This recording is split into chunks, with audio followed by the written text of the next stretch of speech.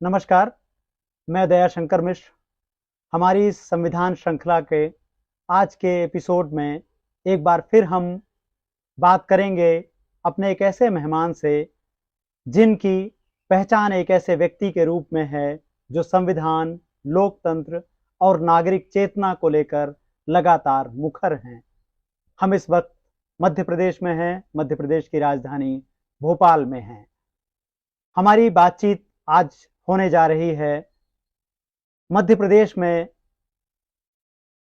लेखक, कवि, शिक्षक और एक ऐसी नागरिक चेतना के प्रवर्तक व्यक्ति के रूप में विख्यात डॉक्टर विजय बहादुर सिंह से, जो कला से लेकर समाज तक एक प्रकार की सक्रियता रखते हैं। हम स्वागत करते हैं सर अपने इस विशेष एपिसोड में आपका। और दर्शकों के लिए बताना बहुत जरूरी है कि एक ऐसे वक्त में जब लोग देख रहे हैं कि साहस की एक सामूहिक चेतना जैसे कुंद पड़ती जा रही है, अलग अलग जगहों पर लोग बोल नहीं रहे हैं, डॉक्टर विजय बहादुर सिंह लगातार हर मंच पर सांप्रदायिकता का प्रतिवाद करते हुए नजर आ रहे हैं। आपकी भूमिका एक ऐसे व्यक्ति के रूप में है जो नौजवानों से लगातार जुड़ा हुआ है। एक शिक्षक के रूप में हजारों विद्यार्थी उनसे जुड़ाव महसूस करते हैं। साहित्यकार के रूप में, आलोचक के रूप में उनकी भूमिका से आप में से बहुत से दर्शक परिचित हैं। लेकिन आज हम उनसे बातचीत करने जा रहे हैं लोकतंत्र, संविधान और नागरिक चेतना पर। हम जानेंगे कि संविधान पर किस तरह से हमले किए जा रहे हैं, किस तरह से लोकतंत्र सांप्रदायिकता के चक्रव्यूह में है और नागरिक ऐसे समय में कैसे अपनी सोच को संभालें। सर, सबसे पहले हम होली के इस वातावरण में हैं, भोपाल में हैं। हमने कभी सर हम होली के वातावरण में हैं, भोपाल में हैं।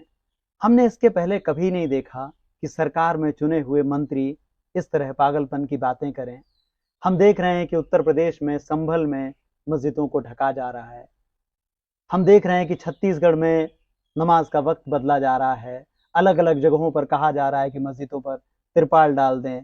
हम देख रहे हैं कि मस्जिदों के सामने से डीजे निकल रहा है। तो ये कैसे वातावरण में हम आज आ गए हैं जहां पर हम साथ साथ सारी चीजें साथ साथ ही बनती थी। कोई पहली बार तो ऐसा संयोग नहीं है कि जब रमजान का वक्त है या होली का है, लेकिन ये नफरत जैसे अचानक से उफान मार रही है। नहीं नहीं, असल में क्या है, ये सैकड़ों सालों के इंतजार के बाद ये सब घट रहा है। क्योंकि एक विचारधारा यहाँ हमेशा ऐसी रही है जिसने ये हमारी जो आज़ादी थी या उसकी लड़ाई थी उसे कभी अपनी लड़ाई के रूप में स्वीकार नहीं किया।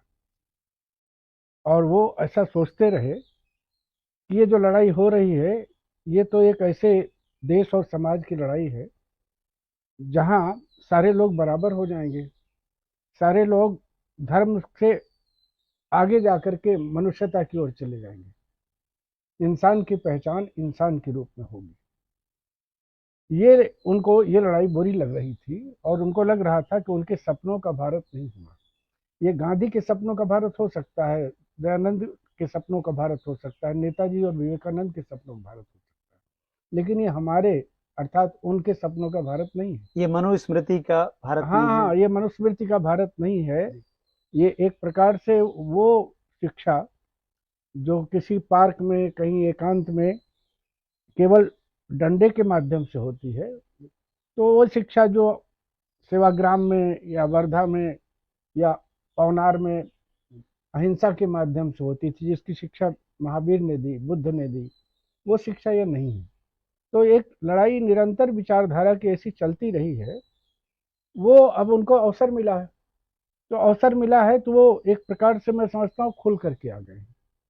और अब वो बता रहे हैं कि अब नहीं तो कभी नहीं। और इस स्थिति में उनके लिए लोकतंत्र जो है एक खास प्रकार का मुखौटा है। जैसे कि जब वो शपथ लेते हैं जी। तो वहां शपथ से तो बंधे हुए हैं वो, लेकिन उसकी परवाह कहाँ कर रहे हैं। संविधान को माथे से भी संविधान लगाते को हैं। माथे से लगाते हैं, वो उसको दिखाते हैं, लेकिन वो संविधान को माथे से नहीं लगाते। वो संविधान के माध्यम से, उस लीला के माध्यम से जो वोट मिलने वाला है उसको देख करके वो माथे से लगाते हैं। कल उनको पता चल जाए कि केवल गांधी और नेहरू को माथे लगाने से होगा, तो ऐसा करने लगेंगे। उनके पास सत्ता आनी चाहिए, और वो सत्ता इसलिए कि वो सत्ता एक तांत्रिक होकर या तानाशाही पूर्ण होकर, जिससे वो अपने मर्जी से सब कर सके। और पिछले 10 सालों में जिनको जरा भी समझ है, वो जानते हैं कि वो ऐसी ही एक सत्ता की ओर बढ़ रहे हैं।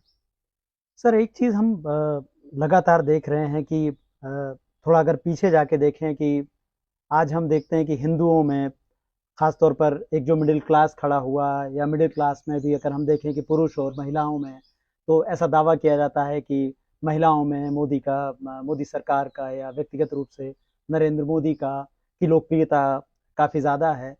यहाँ पर एक बात की तरफ मैं ले जाना चाहूँगा कि अगर हम ये देखें कि जो ये हिंदू कोड बिल आया और अंबेडकर और नेहरू, ये इनकी तो मुझे लगता है कि घरों में महिलाओं को पूजा करनी चाहिए थी कि ये समझ पाते कि जो इनको आज़ादी मिली है, जो समानता जो आज भी पूरे रूप में लागू नहीं हो पाई, तो ये कैसे ही विरोधाभास है कि जिन अंबेडकर और नेहरू को पूजा जाना चाहिए था, महिलाओं की दृष्टि में जो सबसे पहले होने चाहिए थे, आज एक कैसे मोड़ पर हम खड़े हैं कि नेहरू खलनायक हैं और अंबेडकर पर प्रत्यक्ष तरीके से तो नहीं, लेकिन अप्रत्यक्ष तरीके से हमले किए जा रहे हैं।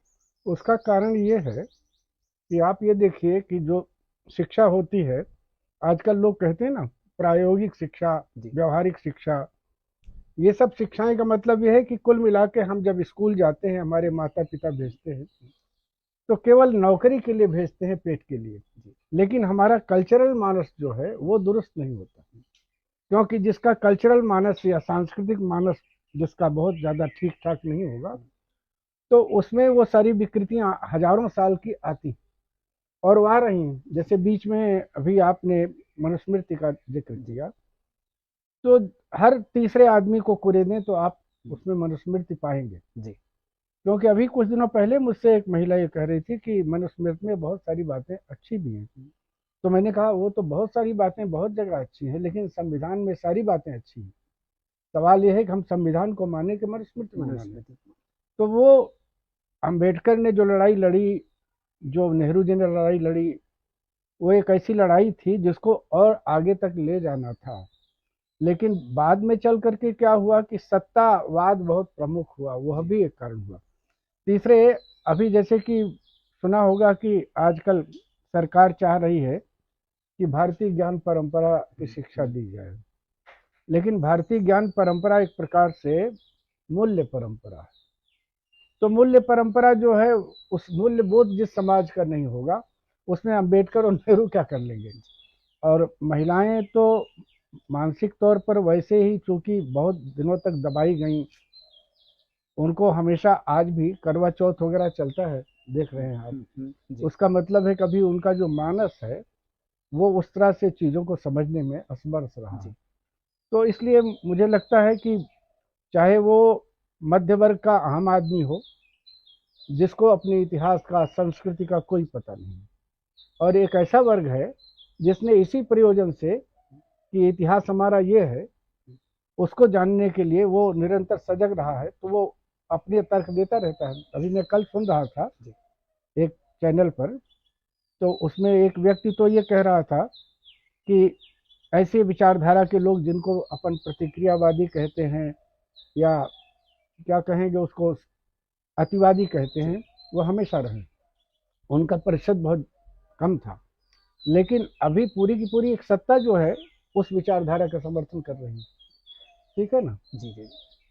तो इसमें एक बात और भी आती है कि जैसे हम देख रहे हैं कि हर जगह, जैसे मीडिया से हम शुरू करें कि किस तरह मीडिया पर धीरे धीरे सरकार का या सरकार समर्थित पूंजीपतियों का कब्जा होता गया, तो वहाँ से जो विरोध या प्रतिवाद आना चाहिए था वो नहीं आया। इसकी एक मिसाल हम समझें कि अमेरिका में जब डोनाल्ड ट्रंप अपने पहले कार्यकाल में आते हैं, तो वहाँ का अखबार वाशिंगटन पोस्ट एक रिकॉर्ड बनाता है और ये बताता है कि इन्होंने अपने 4 साल के कार्यकाल में 10,000 से ज़्यादा बार झूठ बोला, झूठ या बोला। या वो रिकॉर्ड रखता है कि कैसे हमारे राष्ट्रपति रोज झूठ बोल रहे हैं। इसका मतलब मीडिया वहां अपनी भूमिका में काफी हद तक सजग है, काफी हद तक वो अपनी भूमिका को निभा रहा है। हम भारत में इसके उलट देखते हैं कि एक एक करके सारे मीडिया संस्थान या तो खत्म कर दिए गए या उन्होंने आत्मसमर्पण कर दिया।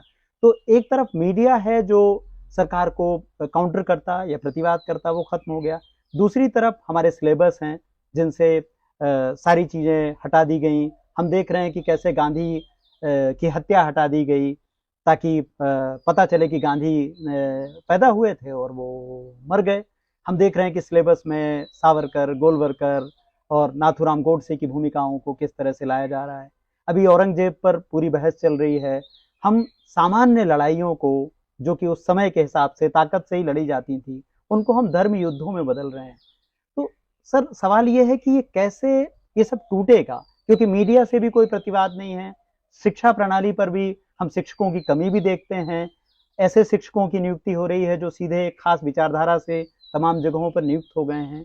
तो सवाल ये है, और बहुत सारे लोग ये जानना चाहते हैं कि ये रास्ता कैसे निकलेगा। नहीं, क्या है, देखिए, पहले जो लोग आए थे आज़ादी के आंदोलन में, अगर आप देखें तो सारे के सारे लोग उसमें से उस समय का प्रबुद्ध तबका था, वो सब आया था जी। लेकिन उसी प्रबुद्ध तबके में से एक वर्ग ऐसा था जो सरकार के साथ भी था उस वक्त भी। जी। तो मुझे लगता है ये तो चलता रहता है। अब सवाल ये है कि दिक्कत क्या हुई कि जो नव पूंजीवाद आया उसमें सबसे बड़ा मूल्य पूंजी हो गया, क्योंकि हमारे प्रधानमंत्री को भी और अंबानी और अडानी को भी अगर आप देखें तो ज़्यादा ताकत उनमें कम है, उन दोनों में ज़्यादा है। इसका मतलब ये पूंजी का राज्य है, पूंजी की सत्ता है। तो जहां पूंजी की सत्ता होगी वहां मुनाफा प्रमुख हो जाएगा। हमारे प्रधानमंत्री ने भी कहा था कि मुनाफा उनके खून में। हाँ। तो मेरा कहना यह है कि वो जो अलका सरावगी ने कल कथा वाई पास उपन्यास में लिखा है कि मुनाफाखोरों की कोई राष्ट्रीयता नहीं होती, कोई जाति नहीं होती। तो इस वक्त जो मुनाफाखोरी है उसका कारण एक और है कि हर आदमी को कहीं न कहीं से अपने बच्चों को पढ़ाना है और महंगी की जा रही शिक्षा। हर आदमी को अपनी बेटी की शादी करनी है, उसमें दहेज बढ़ रहा है, पैसा बढ़ रहा है बहुत ज़्यादा, टीम टाम बढ़ रहा है, माने ग्लैमर ज़्यादा हो रहा है। तो पवित्रता तो नष्ट हो गई चीज़ों की। एक नए समाज के निर्माण की ओर बढ़ने की जो दिशा है अभी उसकी कोशिश बहुत कम दिख रही है, और उनकी जो शक्तियां हैं वो पूरी ताकत से लगी हुई है। आप देख रहे हैं कि बाबा लोग उनके साथ हैं सारे के सारे। वो मध्य वर्ग जो अपनी परंपरा को नहीं जानता और जिसके पास कोई सपना नहीं सिवाय कि रात को खाना मिल जाए और बैंक बैलेंस उसका बढ़ता रहे, इसके अलावा कोई सपना नहीं। जिस समाज में इस तरह के सपने न हो वो समाज भी समाज कहा जाएगा, पशुओं का समाज कहा जाएगा, कहना बहुत मुश्किल है। तो मुझे ऐसा लगता है कि आपकी चिंताएं एक तरफ है, लेकिन मैं ये भी मानता हूँ कि बहुत छोटी छोटी जगहों से कुछ चिंगारियां फूटती हैं, और वो फूटेंगी क्योंकि 5000 साल का ये देश है, इस पर अनेकों तरह के आक्रमण हुए हैं। आपने देखा होगा एक जमाना था वैदिक यज्ञवाद का, और वो बहुत प्रचंड था, पुरोहितवाद का, लेकिन उसके खिलाफ दो धर्म इसी देश में उठकर आए, जैन और बौद्ध धर्म। और बाद में मध्यकाल में आप देखेंगे कबीर और नानक जैसे लोग आ गए। आखिर ये भी तो इसी देश में हुआ। इसका मतलब ये है कि जब कोई भी सत्ता, चाहे धर्म की हो चाहे राजनीति की हो, अगर वो अतिचार पर उठरती है तो इस देश में वो उसके गर्भ में है कि वो प्रतिकार शुरू हो जाता है। और मुझे ऐसा लगता है कि वो प्रतिकार अभी खत्म नहीं हुआ। जैसे आप अपना काम कर रहे हैं वैसे एक दूसरा आदमी भी अपना काम कर रहा है। ये जरूर है कि हाँ, अभी जो पावर है उसके पास नहीं है, लेकिन विचार है। अभी उसने विचार को समाप्त होने नहीं दिया है, अपनी दृष्टि खत्म नहीं की है। आपने बहुत मतलब ये एक प्रेरणा की बात है कि दृष्टि खत्म नहीं हुई। एक चूंकि हम मध्य प्रदेश में बात कर रहे हैं, हम देख रहे हैं कि मध्य प्रदेश में छतरपुर से एक बाबा का जो है वो प्रभाव बढ़ तो रहा आजकल बिहार में पहुंचे हुए हैं। और अगर मैं मध्य प्रदेश से उनकी बात को जोड़ूं तो ये बात बड़ी दर्शकों के लिए महत्वपूर्ण हो सकती है कि हम बात कर रहे हैं यहाँ धीरेन्द्र शास्त्री की, कि धीरेन्द्र शास्त्री का हम देखें कि कैसे उनका उदय हुआ है मध्य प्रदेश में। तो वो कैसे बयान देते हैं। वो एक धर्मांतरण की घटना लेकर के आ जाते हैं, फिर वो एक नारा देते हैं जिसमें वो नेताजी सुभाष चंद्र बोस के नारों को तोड़ते मरोड़ते हैं कि तुम मुझे खून दो मैं तुम्हें हिंदू राष्ट्र दूंगा। और ये तो वो अपनी तरह से कर रहे हैं, लेकिन हम देखते हैं कि प्रधानमंत्री कैसे उसको वैधता प्रदान करते हैं। जब प्रधानमंत्री उनको अपना छोटा भाई कहते हैं, जब राष्ट्रपति उनके कार्यक्रम में आती हैं, तो एक एक ये मुझे एक ऐसी तैयारी दिखती है जहां पर बड़ी संख्या में हिंदू मध्यम वर्ग को, या आप जिसको कहें कि एक बहुसंख्यक आबादी को अब बाबाओं के माध्यम से मोबिलाइज करने की कोशिश की जा रही है, और सरकार अपनी विफलताओं को छुपाने के लिए इन बाबाओं को सामने कर रही है। जैसे हमने कुंभ में देखा कि भगदड़ होती है, लोग मर जाते हैं और बाबा कह देते हैं कि ये मोक्ष इससे मिलेगा। तो सरकार के खिलाफ जो हिंदू स्वराज में गांधी जी से असंतोष की बात करते हैं, इस वक्त वो असंतोष गायब जैसा दिखता है। नहीं, मैं नहीं मानता ऐसा जी, मैं ऐसा नहीं मानता। कभी कभी कुछ चीजें सब सतह पर रहती हैं, लेकिन सतह को देख करके पूरी उस गहराई का अंदाजा लगाना कभी कभी मुश्किल होता है। मुझे ऐसा लगता है कि पूरी की पूरी जो इस तरह की चीजें हैं वो एकदम आग के ढेर पर बैठी हुई है। अच्छा। और मैं उससे बिल्कुल निराश नहीं हूँ, बल्कि मुझे ऐसा लगता है कि ये चीजें कारण बनेंगी सही दृष्टि के पनपने की। क्योंकि एक न एक दिन आदमी को ये बात समझ में आएगी कि हमको पड़ोसी के साथ कैसे रहना। हमारी बेटी अगर कॉलेज जाएगी या स्कूल जाएगी तो क्या उतनी सुरक्षा मिलेगी जो जेड प्लस वालों को मिलती है? सर, हम देख रहे हैं कि जैसे स्कूलों के कॉलेजों के सिलेबस बदले जा रहे हैं, तो पहला सवाल, चूंकि एक शिक्षक के रूप में हमारे दर्शक आपकी भूमिका से परिचित हैं, तो एक तो ये कि इसका क्या प्रभाव पड़ेगा। दूसरा, हम देख रहे हैं कि जैसे अभी औरंगजेब, शिवाजी, तो इन राजाओं की लड़ाइयों को मोटे तौर पर, जिनके हमने देखा कि मुगल सेनाओं में हिंदू सेनापति हैं और हिंदू राजाओं में मुस्लिम सेनापति थे, तो इन राजाओं की लड़ाइयों को धर्म युद्धों के रूप में बदला जा रहा है। स्कूल से सिलेबस बदले जा रहे हैं, और सरकार जब जब किसी परेशानी में घिरती नजर आती है तो वो नफरत को एक ट्रम्प कार्ड की तरह इस्तेमाल करती है। तो इससे नहीं, कैसे उसमें बाहर मेरा कहना ये है, निकला जाए। आपने देखा होगा जो दिल्ली में वो बहुत बड़ी बलात्कार की घटना हुई थी, जी, अभय निर्भया कांड में। तो आपने देखा होगा एक समाज उभर के आया था। उसी तरह अन्ना हजारे के साथ भी दूसरा समाज उभर के आया था। इसका मतलब समाज मरा नहीं है, सिर्फ उसको एक खास प्रकार की लीडरशिप की जरूरत है। और अभी जो हमारी चिंता होनी चाहिए, वो लीडरशिप कहाँ से आएगी, वो नेतृत्व उभर करके कहाँ से आएगा। जो एक आदमी, अगर एक आदमी माने बगैर किसी पृष्ठभूमि के तत्काल एक आंदोलन से मुख्यमंत्री बन सकता है 10-12 साल, तो आप कल्पना कर सकते हैं जब लोगों को 50 साल लग जाता है राजनीति में काम करते हुए और वो कहीं विधायक तक नहीं बन पाते, एक आदमी तत्काल मुख्यमंत्री बन जाता है। उसी तरह से ऐसा चमत्कार भी हो सकता है। तो क्या लोकतंत्र चमत्कार? नहीं, लोकतंत्र तो अपनी जगह है, लोकतंत्र वो नष्ट नहीं कर सकते। ये है कि हाँ, वो अपने ढंग का लोकतंत्र बनाने की कोशिश कर रहे हैं। वो कोशिश हमेशा इस समाज में होती रही। जैसे कि मैं कहूँ तो ब्राह्मणवाद जो है, पुरोहितवाद जो है, वो खत्म थोड़े हुआ है। श्रीमद् भागवत का प्रवचन वह भी चल रहा है, लेकिन मैं देखता हूँ कि श्रीमद् भागवत में बहुत सारी ऐसी बातें लिखी हुई हैं जो वो लोग भी पालने को तैयार नहीं है जो लोग उसका प्रवचन करते हैं। तो मुझे लगता है कि सारा अतीत नष्ट होने लायक नहीं है, लेकिन सारा अतीत आंख मूंद कर फॉलो करने लायक भी नहीं। देखना यह है कि हम क्या कर सकते हैं। और एक दिन मध्य वर्ग को, वही मध्य वर्ग जो आज़ादी के पहले था, काम कर रहा था, उसे देखना पड़ेगा कि अब हमें अपनी कौन सी भूमिका चुननी है। क्योंकि जब देश चला जाएगा, समाज ही खत्म हो जाएगा, तो हमारे होने न होने का कोई अर्थ नहीं बचेगा। इसलिए मुझे लगता है कि वो चुनौतियां हमेशा रही हैं और मैं बहुत निराश नहीं हूँ। हम लोगों को सिर्फ ये है कि वो एक न एक शम्मा जलाए रखिए वाला मामला है। तो जैसे आप जैसे पत्रकार हैं और मेरे जैसे अध्यापक हैं और कई भी मेरे जैसे अध्यापक हैं, क्योंकि मैं जब फेसबुक पे कुछ लिखता हूँ तो ठीक है, उसी पर आ रहा था, तो 200, 250, 300 लोग आते हैं साथ में, कुछ लोग उसमें ऐसे भी होते हैं जो परेशान होते हैं और गालियां बकते हैं या मुझे ऊट-पटांग बातें कहते हैं, लेकिन मैंने उससे अपना लिखना नहीं छोड़ रखा है।